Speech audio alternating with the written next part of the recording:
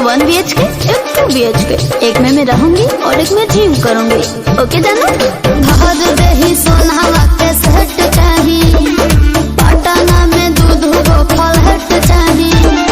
अरे एक करे जा, तू जतना खर्चा करेबू हम उतना खर्चा करब। ओकरा खातिर हम भागल ना हई। आ जदि हमरा के छोड़ के गइलू तो बुझ लीह हम संतोष पागल नहीं। बन बुझे ज्यादा तू चिराई उड़न बाज हो तो बुझ ली हम हई रंगबाज हो। बुझ ली हम हई रंगबाज हो। तू जानत हुआ कि हम ग्रेड ए पढ़ नहीं।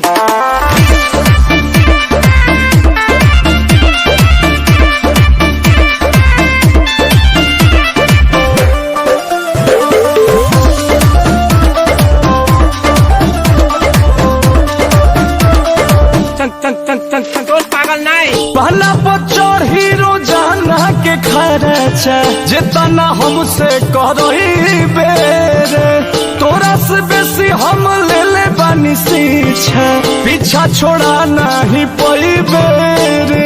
अच्छा के प्यार में हिसाब ना करा, माहौल खराब ना करा, बुझलो? अरे करे जा, जितना तोहरा से रात में बात कइले बानी न उतना केहू औरी खाती जागल ना है।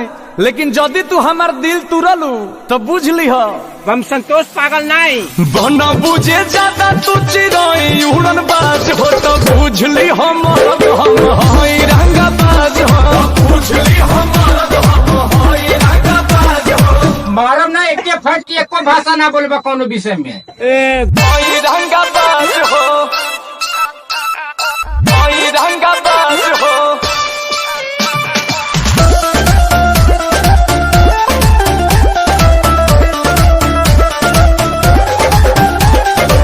सब लेके प्यारी गदारी जे करबू, अंकुश के देखबू पहदर हो। मन बुना बात औकात पे ले आ दे, लभ में हो जाला महदर हो। मारम ना एक फट में लगवा लो। किलारू झूठे इंग्लिश कहबा हो, कहीं के कुछ ना खड़बा हो।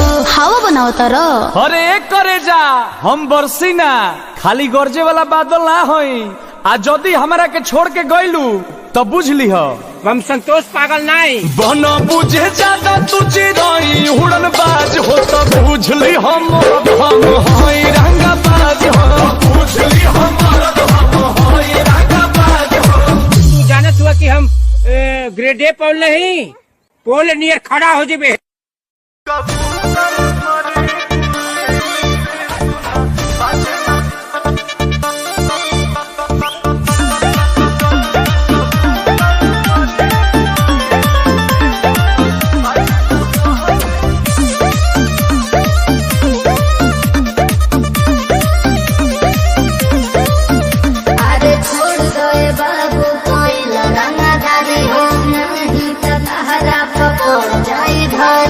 हरे रंगदारी खून में बाई जान।